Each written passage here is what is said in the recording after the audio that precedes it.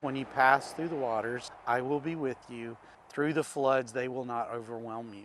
Isaiah 43, verses 2 and 3. Scripture Fred Forrester knows in more ways than one. That became real because I've actually been thigh deep in the flood, literally, because the water line on the house would be about a foot higher than that bottom trim. When Hurricane Helene hit his community on September 27th, 2024.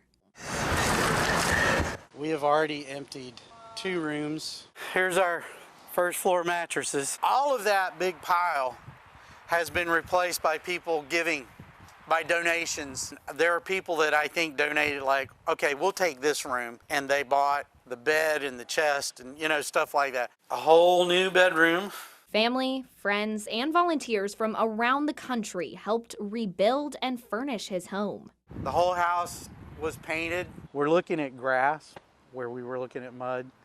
We didn't get our home repaired. It's been upgraded in ways we would have never dreamed of.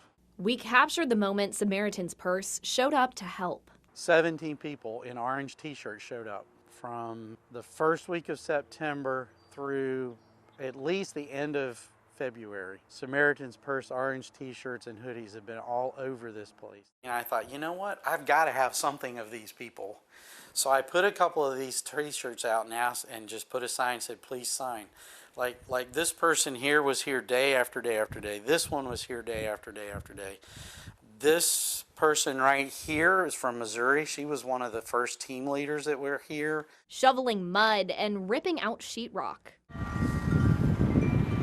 Yeah, this is one of our little survival pieces. Finding glimmers of hope wherever they could. This wind chime was hanging from a branch on the holly tree on the other side of the house.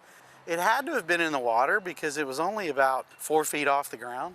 But we would come over here and work, and that thing's just doing its musical job. Now, some of Forrester's belongings are gone. His strategy to get through the cleaning process? Throw them away without looking at them, which is really, really hard for me to do. But he'll always have the memories. I wanted to keep our dining room table because there was so much history. The kids when they were little, the projects, even the paint spills or whatever. The chairs didn't care, but then when these chairs came in, we looked at the old table and I just said, well, okay, we got to let it go. And that's probably been the hardest for me personally. Things are just things. They come and they go. But I kind of attach people to them. A few items saved. This desk was my grandfather's. One of the things that I insisted I have to keep. So it survived. Water was probably to here. This is river mud actually that I haven't cleaned off yet. So there you go. It was at least that high. Leaving Forrester overwhelmed. A lot of the ways that people have responded, that's what's overwhelmed us. Not the disaster. Disasters happen. But this response leaves you so hopeful. I'm hopeful that this house, with all these upgrades and everything, will be a place where people are in and out all the time. That's what I really would like for it to be. A welcoming place, because we didn't earn this. It was given to us and we want to share it. I guess that's my feeling about it all. Our faith isn't brand new, but I can tell you it sure is confirmed. Keeping the faith through the flood.